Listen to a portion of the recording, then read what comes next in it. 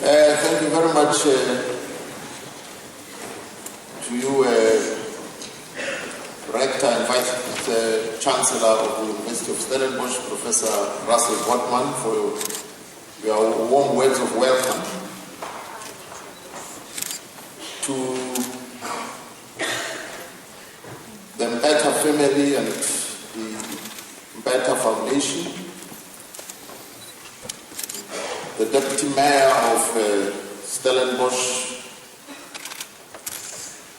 Mphetha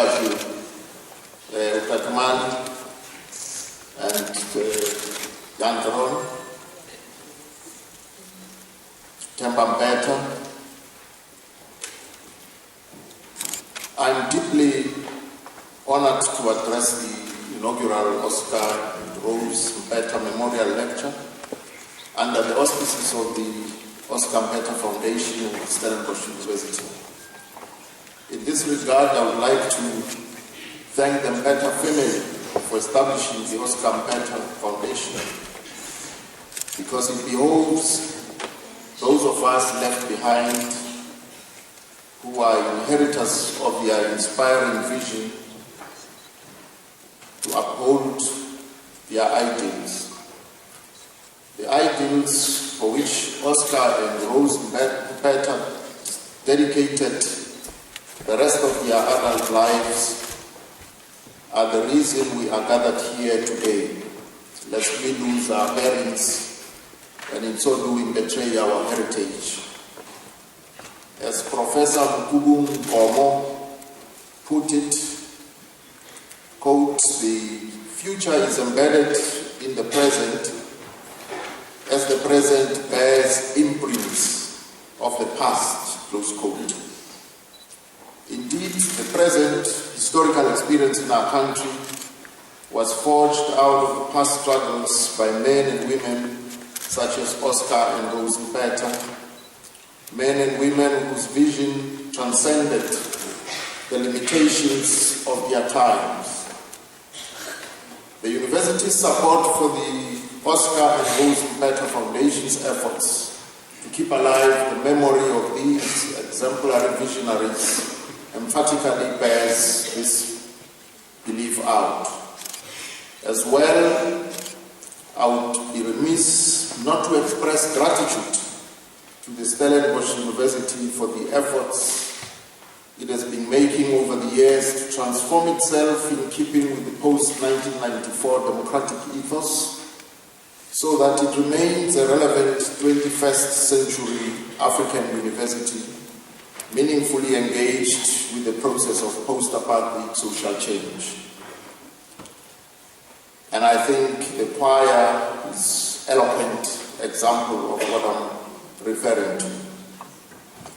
While in the past, the University of Stellenbosch was a production site for thought leaders, I am confident that it will continue to play this role today with a view to contributing to the process of social change. Ladies and gentlemen, to appreciate the essential lessons bequeathed to us by the worthy life of Oscar Mphetha, we should ask the necessary question as to the identifiable principles that defined his activism. I think this manner of proceeding will then enable us to lift the lessons, which in turn we can use to dissect the post-apartheid socio-economic landscape for which comrades Oscar and Rose Mphetha lived all their lives. By looking at the post-apartheid socio-economic character, we are in effect ascertaining whether the process of social change in South Africa is still on track. There are three key thematic areas that predicated Oscar Mphetha's activism. These are trade unionism. Being a trade unionist, Oscar Mphetha fought for the rights of workers. He understood the rights of workers within the overarching framework of racial domination and economic exploitation. Gender equality is the second. And throughout his life, Oscar Mphetha championed the rights of women and conceived of his struggle for an equal and just society in terms of gender equality, and set about spiritedly championing the liberation of women. And the third theme is the struggle for a non-racial society. The vision that framed the conception of post-apartheid South Africa entailed such key elements as national unity, democracy, and social justice within the context of reconstruction and development. Archie Sibeko, one of Oscar Mphetha's colleagues and comrades in the labor movement, described him as a leader belonging to a crop of, quote, those brave sons of Africa who gave so much of their lives and made so many sacrifices for the noble aims of the Freedom Charter. He struggled so that our country could be like any other, where all who live in it can be proud of it and can take part in things regardless of their color or anything else, where riches could be shared amongst the entire people, close quote. In substance, any useful understanding of the vision of Oscar Mphetha, espoused according to which present-day South Africa has to be seen, will need to be grounded on this historical experience that defined his thought systems. Program Director, Trade Unionism under Apartheid long recognized the importance of organizing workers as part of the economic, political, and ideological strategy to drive social transformation. Oscar Mphetha was one of the early trade unionists to grasp the underlying relations between social domination and economic exploitation in apartheid South Africa. Though trade union activity predates their appearance in the political firmament, it was during their generation that non-racial trade unions first asserted themselves. Oscar Mphetha, along with his generation, maintained and deepened working class understanding of the interdependence between national liberation and social emancipation. Equally key to understanding their contribution in the labor movement is to remember that the lives of black workers were inconsequential under apartheid conditions, as shown by a battery of racist labor legislation. This would have been his main attraction to labor activism. Today's trade unions are vastly different from those of Oscar Mphetha's time, who worked under difficult financial and legal conditions that hampered them as much as they strengthened their ability to organize. For example, at one point, Oscar Mphetha and Ray Alexandra used to crisscross the Cape organizing workers in one car, only to realize that they needed to split their energies and would be required to use an additional vehicle for their task to be effective. Over and above these, old unions had to operate under bad conditions, such as banning orders and putting their life and limb on the line in pursuit of freedom and the rights of workers.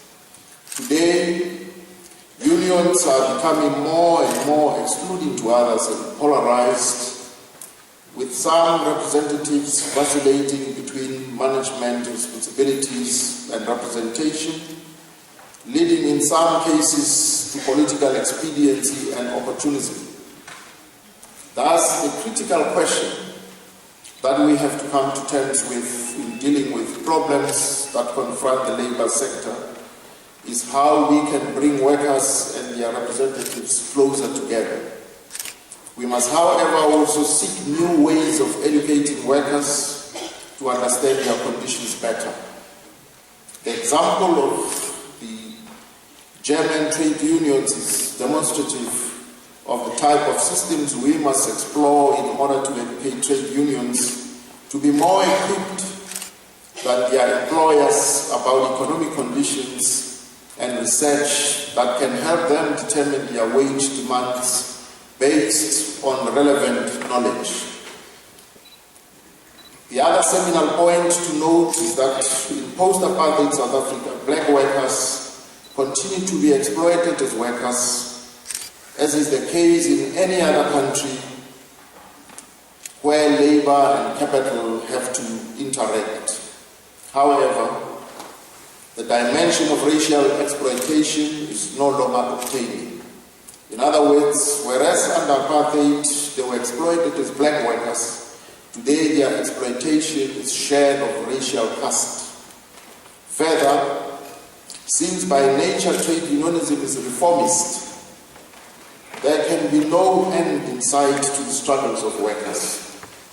Even under liberation, workers will continue to fight for their rights under the rubric of trade unionism.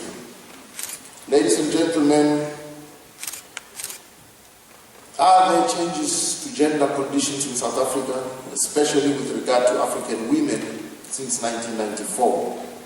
Firstly, I would contend that whatever progress we have made at the level of gender in the post-apartheid society should be seen as a historical continuum, where the pioneering efforts of Oscar and Rose Mphetha, as well as their comrades, laid the basis for these progressive steps in gender relations. Gender equality has been a sore spot for many decades, spanning the entirety of the liberation struggle. During their time, Oscar Mphetha and others further elevated this important matter to the pedestal of the liberation struggle, as shown by their insistence on gender parity in the leadership of the Food and Allied Workers Union. This historical consciousness provided propitious conditions for the heightening of a gender equality in the democratic dispensation. Our Constitution itself is predicated on human rights culture, advancing the promotion and respect of fundamental rights and liberties for all. It is no hyperbole to state that the South African Constitution is arguably the most gender balanced the world over and expressly protects gender equality on the political, social, cultural, and legal front. A slew of legislation and programs meant to address gender inequalities have been put in place since 1994. Yet a host of searing gender challenges remain. This is true not only because rates of gender-based violence and sexual violence are still extremely high, or because women still live in appalling socio-economic conditions, especially in rural areas with high levels of poverty, illiteracy, and malnutrition. The culture of gender oppression is embedded in our history. It is reflected in economic, social, religious, cultural, family, and other relations in society.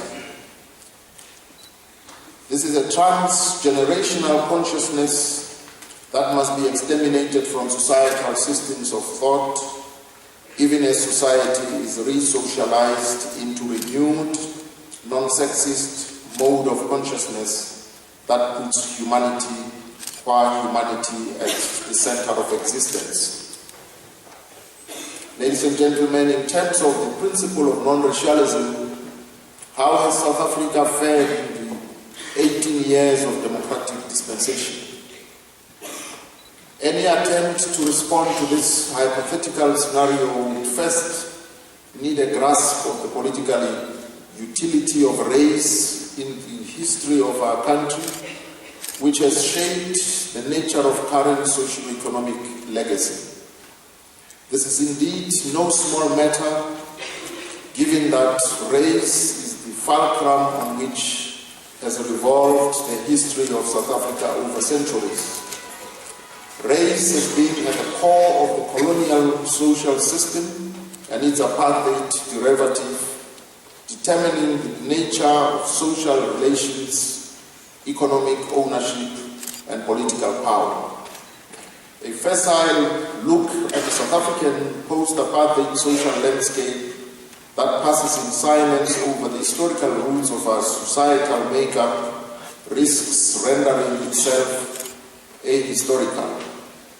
For a deeper understanding of the current historical juncture, it is once again useful to bear in mind Professor Nkomo's evocative insight, quote, "The future is embedded in the present as the present bears imprints of the past," close quote. What then was this past that has shaped the present and which must be uprooted to rebuild our society in terms of Oscar Mphetha's non-racial conception?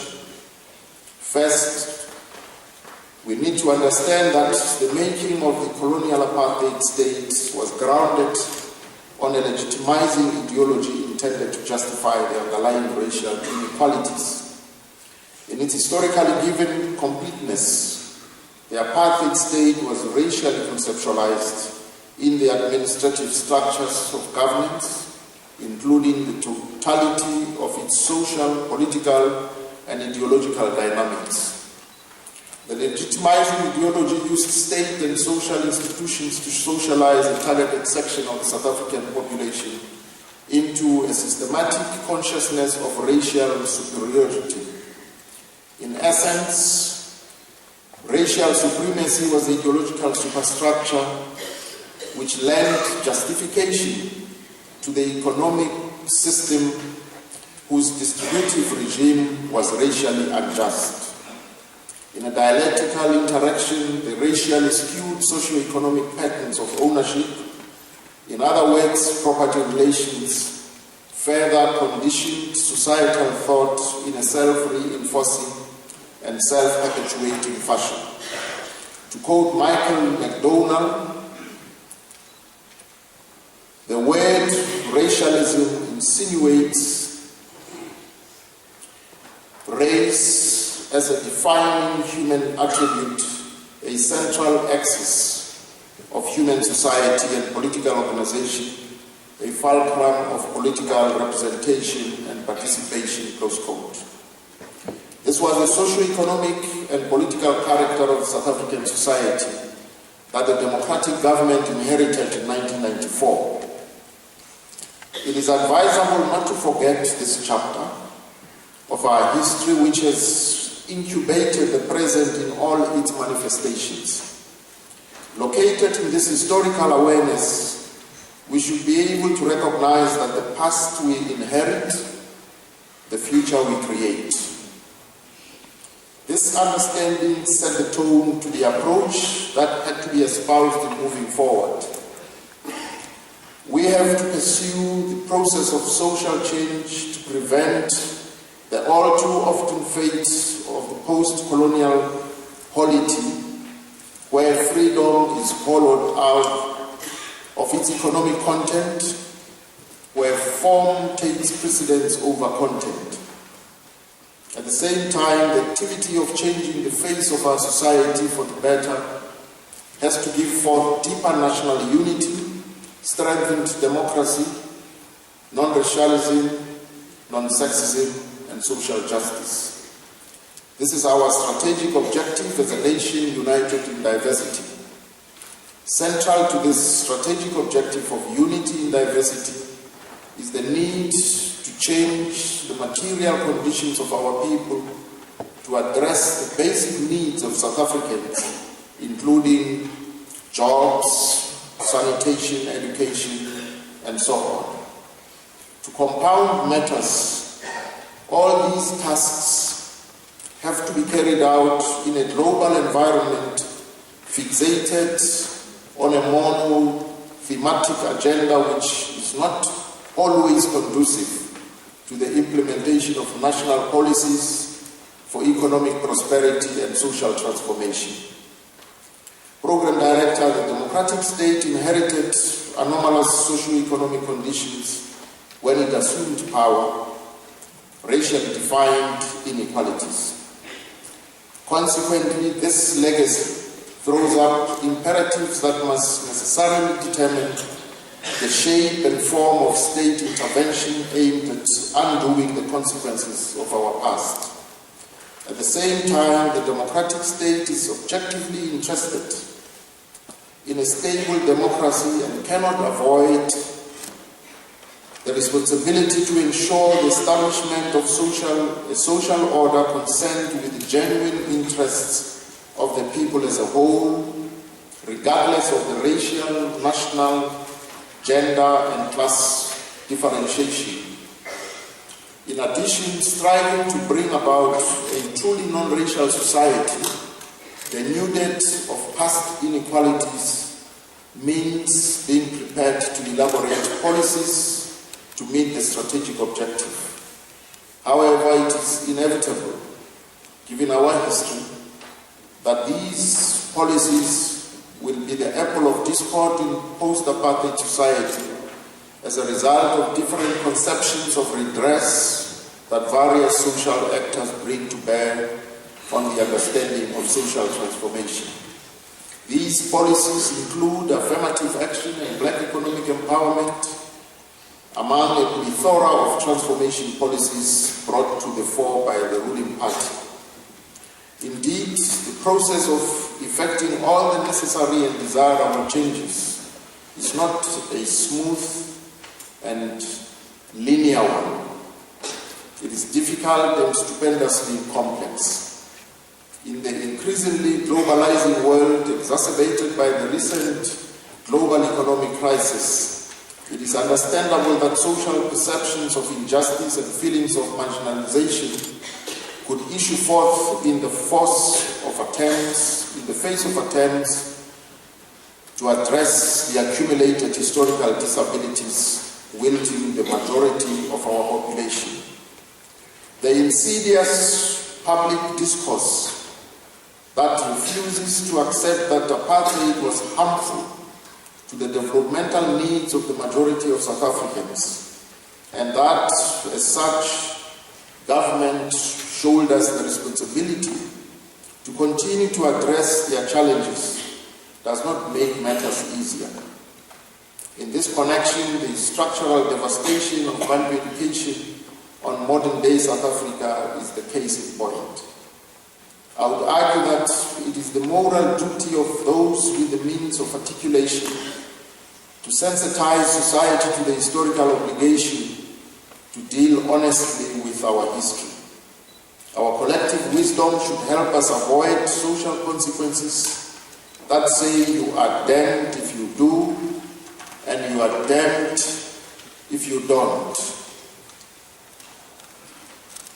as we attempt to grapple with our legacy at the same time as we are building a new nation. Further, we must guard against slipping into chauvinistic and narrow nationalisms which can come in handy as a fig leaf for those bent on self-enrichment and other self-serving intentions. Striking a happy medium between attending to the historical injustices of our society while making a conscious effort not to lose sight of the responsibility to pursue an inclusive path is the condition for social cohesion, political stability, and economic prosperity. We should never forget that social cohesion is contingent upon the amelioration of the socio-economic experience of society. At the ideological level, social cohesion is the upshot of subjective intervention by government, which must at all times remain mindful of its duty to embrace the diversity of our nation. To this end, all-inclusive social processes, such as national holidays and other symbols must tune to the emotional, cultural, and psychological concerns of members of society in the same measure. Particularly sensitive in South Africa is how we approach national days that speak to our history, which oftentimes is the history of popular victory over apartheid oppression. This task places huge responsibilities on all of us to ensure that we use national days to animate our common nationhood and hype up our pride in our newfound South Africanness. It also means guarding against triumphalism in whatever form, or the tendency to turn our moral victory over an odious system into self-righteous arrogance. Another key challenge for post-apartheid South Africans is corruption, which threatens to pull the rug from under the high moral claims of the democratic state. Because the ideals of post-colonial society are about delivering social justice, corruption amounts to betrayal since it is usually practiced by people in power or close to it.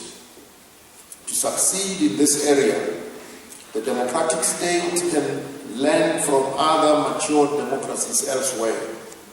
For instance, the state of New South Wales came up with an exemplary initiative called the Independent Commission Against Crime in New South Wales. And I quote from their declaration, which says, "As public officials, we have specific powers, functions, and knowledge because of the positions we hold. Corrupt conduct occurs when an official uses or attempts to use that position for personal advantage. Corrupt conduct can also occur when a member of the public influences or attempts to use his or her position for purposes other than the benefit of the public," close quote. A similar initiative adapted to our peculiar conditions will be a great step in the right direction. Corruption amounts to a gross lack of capacious moral responsibility on the part of some of those historically charged to pave the way for a human-centered society. The current historical conditions in our nation call on all of us, with government leading the charge, to wage an all-out war, not only to combat all vestiges of corruption, but to prevent its emergence in the first place. What is needed at this stage in our development is to safeguard our democratic gains and thereby the basic state of our being, by ensuring that corruption meets with the full might of the law. In conclusion, ladies and gentlemen, we have the duty to build a united, democratic, non-racial, non-sexist, and just society. This is no glib slogan. It is a central vision that has assumed shape over a period of 100 years. If Oscar and Rose Mphetha were to ask what the new South Africa has done on race, gender, and labor front to meet this strategic objective, we would have to say we are not yet there, but the process leading up to this vision is irreversible. At the same time, we are confident that bringing about change is within the realm of possibility. In other words, a new world is possible. And I thank you for your attention.